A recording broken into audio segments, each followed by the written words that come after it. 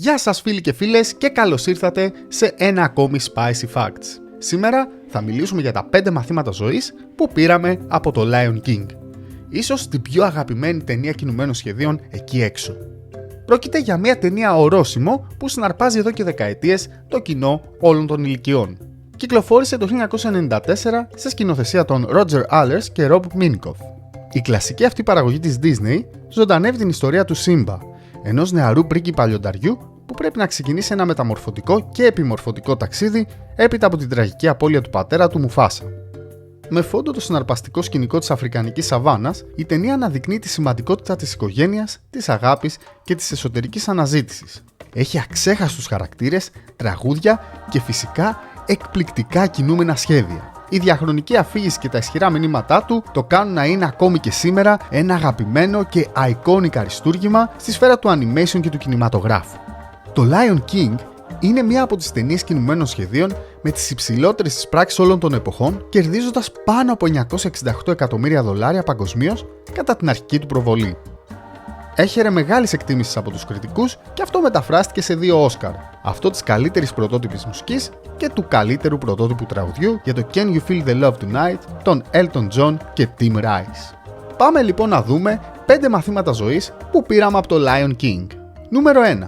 Αγκαλιάστε την ταυτότητά σας. Ο βασιλιάς των λιονταριών μας διδάσκει ότι είναι απαραίτητο να αγκαλιάσουμε τον αληθινό μας εαυτό και να μην αφήσουμε τις περιστάσεις ή κάποιον άλλο να καθορίσει το ποιοι είμαστε.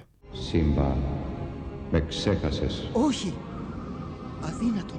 Ξέχασες ποιος είσαι, άρα ξέχασες και εμένα. Νούμερο 2. Μάθετε από τις εμπειρίες του παρελθόντος. Το ταξίδι του Σύμπα μας διδάσκει ότι είναι σημαντικό να μαθαίνουμε από τα λάθη του παρελθόντος και να μην τα αφήνουμε να εμποδίζουν την ανάπτυξή μας και τις δυνατότητές μας για ένα λαμπρότερο μέλλον. Αου! Τι ήταν αυτό? Δεν πειράζει, τώρα πάλιωσε. Αλλά πονάει και τώρα. Τα παλιά πονάει, δεν λέω. Μα ξέρεις, ή θα σου γίνει μάθημα ή τι ξαναπατάς. Νούμερο 3. Αντιμετωπίστε τους φόβους σας. Η ταινία μας ενθαρρύνει να αντιμετωπίσουμε τους φόβους μας αντί να ξεφεύγουμε από αυτούς, καθώς η φυγή απλώς αναβάλει την πρόοδό μας. Μου έρχεται να σε πιάσω και να σε κάνω κομμάτια. Σύμπα, δείξε κατανόηση. Τα βάρη μιας διακυβέρνησης. Δεν σου ανήκουν. Παρετήσου Σκάρ. Νούμερο 4. Αγκαλιάστε την ευθύνη.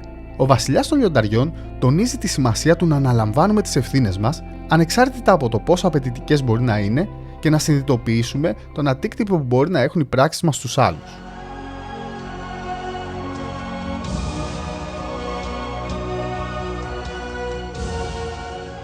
Νούμερο 5.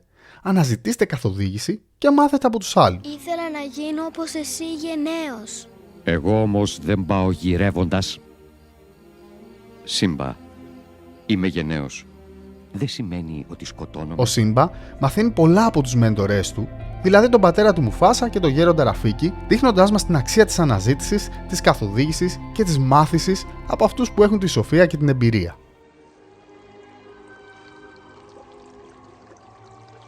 Βλέπεις, ζει μέσα σου.